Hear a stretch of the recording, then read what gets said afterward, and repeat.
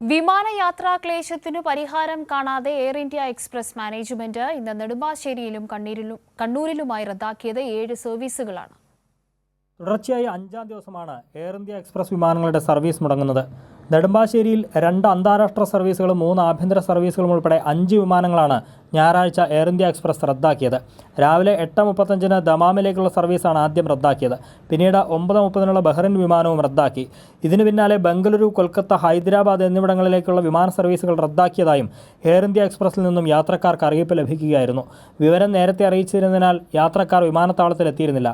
എന്നാൽ വിമാനം റദ്ദാക്കിയത് അടിയന്തര യാത്ര ആവശ്യമുള്ളവരെയെല്ലാം പ്രതിസന്ധിയിലാക്കി. അതേസമയം കണ്ണൂർ വിമാനത്താവളത്തിൽ നിന്നും പുറപ്പെടേണ്ട 2 സർവീസുകളാണ് ഇന്ന് റദ്ദാക്കിയത്. റിയാദ്, മസ്കറ്റ് സർവീസുകൾ റദ്ദാക്കി. കണ്ണൂരിലേക്ക് എത്തിച്ചേരേണ്ട 2 സർവീസുകളും റദ്ദാക്കി. ജിദ്ദ, റിയാദ്, മസ്കറ്റ് എന്നിവിടങ്ങളിൽ നിന്നും കണ്ണൂരിലേക്കുള്ള സർവീസുകളാണ് റദ്ദാക്കിയത്. കഴിഞ്ഞ 4 ദിവസത്തിനുള്ളിൽ കണ്ണൂരിൽ നിന്നും 30-ലധികം സർവീസുകളാണ് മുടങ്ങിയത്. കണ്ണൂർ ബ്യൂറോയ്ക്കൊപ്പം കൈരളി ന്യൂസ്, കൊച്ചി.